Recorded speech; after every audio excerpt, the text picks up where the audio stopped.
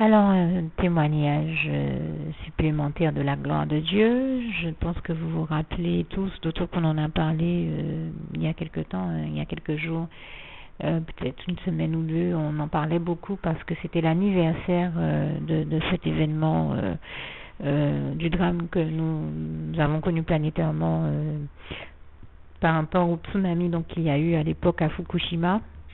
Et dans ce contexte-là, c'est vrai que j'ai eu une expérience de foi dont je n'ai peut-être jamais témoigné. Et du fait que c'était l'anniversaire de cet événement-là, on en a parlé dans les actualités et les journaux d'information tous ces temps-ci ou dans certaines émissions. Et ça m'a amené à me dire, peut-être que c'est une expérience que j'ai vécue sur ce chemin de la foi que je devrais partager avec les autres pour les encourager là encore, et je ne le fais que dans ce sens, non pas pour me glorifier, mais pour la partager avec tout ce que cela peut encourager, et aussi pour donner toute la gloire à Dieu parce qu'elle est vraiment à lui. Et c'est pas moi qui vous en dirai le contraire, moi qui aime tellement ce passage du psaume 145 verset 8 à 21 qui nous parle bien de la réalité de la splendeur glorieuse du règne de l'Éternel, notre merveilleux Dieu d'amour, et je lui en rends grâce et gloire encore. Et donc,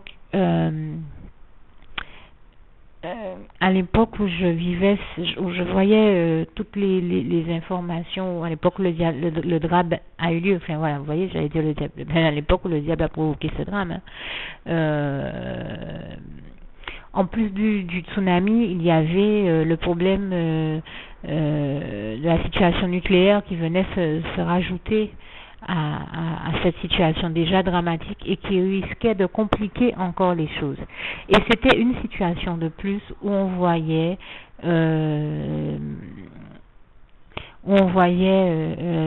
l'être humain ne trouvait pas d'issue ou de solution à une situation problématique. Et là, je me suis dit, Seigneur, on dit aux informations que les réacteurs sont en train de chauffer, qu'ils menacent d'exploser, les réacteurs nucléaires, ce qui viendrait aggraver la situation de tous ceux qui ont déjà eu à vivre la gravité du tsunami. Mais c'est déjà suffisamment difficile comme ça pour ceux qui ont survécu, pour que encore vienne s'ajouter une catastrophe nucléaire à leur situation. Alors merci Seigneur. Alors bien sûr, je le précise ici, je demeure persuadée que je ne suis pas la seule à avoir prié à l'époque. Nous avons certainement été des milliers à prier. Maintenant, je ne peux pas parler à la place des autres, ni dire combien on prié, mais je peux par contre parler de la réalité que je connais, qui est la réalité des prières que moi j'ai effectuées. C'est pour ça que j'en témoigne, non pas pour m'en glorifier, mais pour parler de ce que je sais. Avoir dit et avoir expérimenté à ce moment-là. Et donc, ce que j'ai vu et expérimenté à ce moment-là, enfin en tout cas ce que j'ai dit dans ma prière, j'ai dit Seigneur, eh bien, puisque l'être humain ne voit pas quelle est la solution à ce problème, ils avaient déjà même envoyé des hélicoptères au-dessus des réacteurs, on avait déjà essayé toute espèce de technique et ça ne marchait pas, eh bien, Seigneur, merci de nous envoyer une solution qui vient du ciel, de ton ciel, des cieux, ton royaume, le royaume des cieux, le royaume de Dieu, le paradis. Merci de nous envoyer une solution qui vient des cieux, qui vient du ciel, et qui démontre à ceux qui doutent encore de ton existence et de la majesté et de ton œuvre et qui n'ont pas encore découvert à quel point elle est merveilleuse. Et bien merci d'envoyer une solution qui vient du ciel et qui leur démontrera à tous qu'en réalité, là où l'être humain a été tout bonnement incapable de trouver une solution à ce problème-là, c'est toi, éternel mon Dieu, c'est toi, Seigneur Jésus, c'est toi, Saint-Esprit, la solution à tous nos problèmes, que tu as la réponse et la solution à tous nos problèmes. Envoie-nous, Seigneur, une solution qui vient du ciel. Je ne sais pas pourquoi Dieu m'a mis à cœur de prier comme ça, et de toute manière, tout ce que Dieu fait est bon puisqu'il est bon en tout temps et que toutes les bonnes et belles choses qui existent nous viennent de Dieu et je lui rends grâce et gloire. Et bien Dieu avait mis précisément les bonnes paroles dans ma bouche comme il le fait toujours avec chacun de nous tous. Et un passage nous le confirme bien, c'est Jérémie chapitre 1 verset 8 à 9. Parce que, en effet, la réponse et la solution est bien entendu venue de Jésus qui est la solution et a la solution à toute situation problématique, épreuve ou problème que nous traversons dans la vie. Et dans cette situation-là, Dieu a fait quelque chose d'extraordinaire. Et moi qui demandais une solution qui venait des cieux et qu'on voit que ça vient du ciel et donc de Dieu, eh bien Dieu a fait, il a apporté la réponse qu'il a. Donc on disait que les réacteurs nucléaires étaient en surchauffe et qu'ils risquaient d'une minute à l'autre d'exploser et donc de compliquer la situation qui avait déjà été rendue très grave et compliquée par le tsunami. Eh bien Dieu a fait quelque chose que j'ai trouvé mais de totalement merveilleux et qui est une solution à laquelle aucun d'entre nous n'avait jamais pensé. C'est qu'il a fait en sorte qu'il se mette à neiger. Et cette neige était telle, il a tellement neigé que la neige a refroidi les réacteurs nucléaires, et donc ils n'ont jamais explosé. Et maintenant, chaque fois que j'entends parler de Fukushima et donc de l'anniversaire de la date événement, de la date anniversaire de cet événement, eh bien, je comprends, je me rappelle de ce bon souvenir d'exaucement de prière, de cette prière que j'ai vu Dieu exaucer. Et c'est avec beaucoup d'émotion que j'y repense chaque fois. Et ce qui m'a amené à vouloir partager avec vous ce petit témoignage. Et je dirais tout simplement, eh bien, que tous ceux qui ont été touchés par ce témoignage, n'hésitent pas à faire la petite prière, tous ceux et celles bien sûr, n'hésitent pas à faire la petite prière que je vais rajouter après ce témoignage. Bien sûr, ils se mettent un peu à l'écart dans un lieu où ils peuvent parler à haute voix au Seigneur et être seuls dans leur intimité avec lui, et puis leur ouvrir leur cœur et leur adresser toutes leurs prières, leur dire tout ce qu'ils ont sur leur cœur, lui parler et leur exprimer leurs doléances. Et je termine avec le souhait de mon cœur pour vous, Philippiens 4, verset 7. Que la paix de Dieu qui surpasse toute intelligence garde vos cœurs et vos pensées en Jésus-Christ, au nom puissant de Jésus. Que Dieu vous garde et vous bénisse. À bientôt.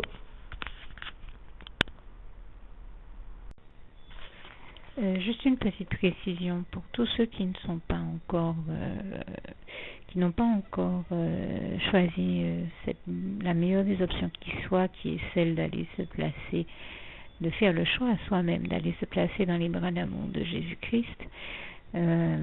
Pour se mettre à l'abri de ce monde cruel, eh bien, je partage avec vous la prière par le biais de laquelle on y accède. Et commence par vous rappeler également ce passage de Jean 14, verset 6, où il est écrit que Jésus-Christ est le chemin, la vérité et la vie. Nul ne vient au Père, Dieu, sans passer par le Fils Jésus-Christ, bien sûr. Je le dis à ma manière, vous regarderez comme il est actuellement écrit dans vos Bibles là encore.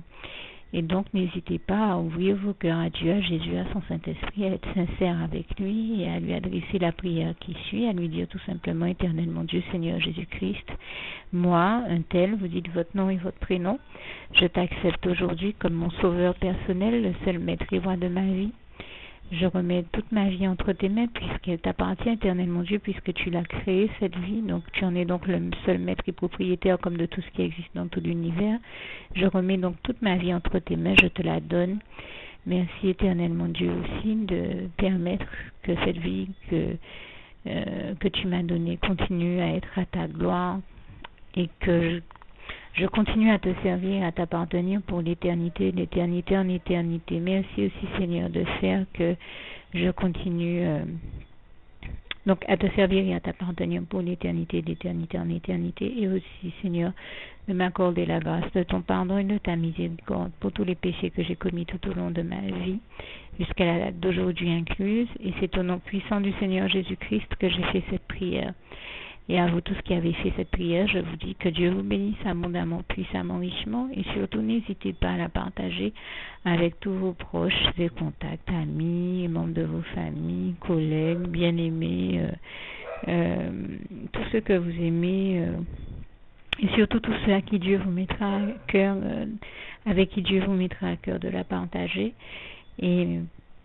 Et comme j'aime à le dire, si vous n'avez pas encore pris le temps de faire cette prière, comprenez bien que voilà, ça ne vous coûte rien de la faire, c'est gratuit, c'est indolore, et que voilà, vous n'êtes pas obligé de me croire, mais moi il m'est arrivé tout comme vous de devoir faire cette prière un jour dans ma vie, Et quand on m'a proposé de la faire, je me suis dit, et si c'était vrai, et si c'était vraiment Dieu qui, par ce biais-là, m'appelait à lui et me demandait de lui donner ma vie, de l'accepter, c'était Jésus qui était en train de vraiment me tendre la main et qui était en train de me demander de l'accepter comme mon sauveur personnel, je ne pourrais pas passer à côté de l'occasion de lui dire oui.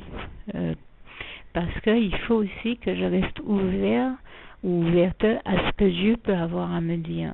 Il faut que je garde mon cœur et mon intellect ouvert à ce que Dieu peut avoir à me dire. Donc je me suis dit, je ne peux pas courir le risque de passer à côté de mon éternité, de passer à côté des meilleures choses de la vie, surtout si le maître et créateur de la vie m'appelle et cherche à me sauver. Pour être sauvé, il faut bien que je lui dise oui, que je souhaite qu'il me sauve. Oui, Seigneur Jésus-Christ, je t'accepte comme mon sauveur personnel.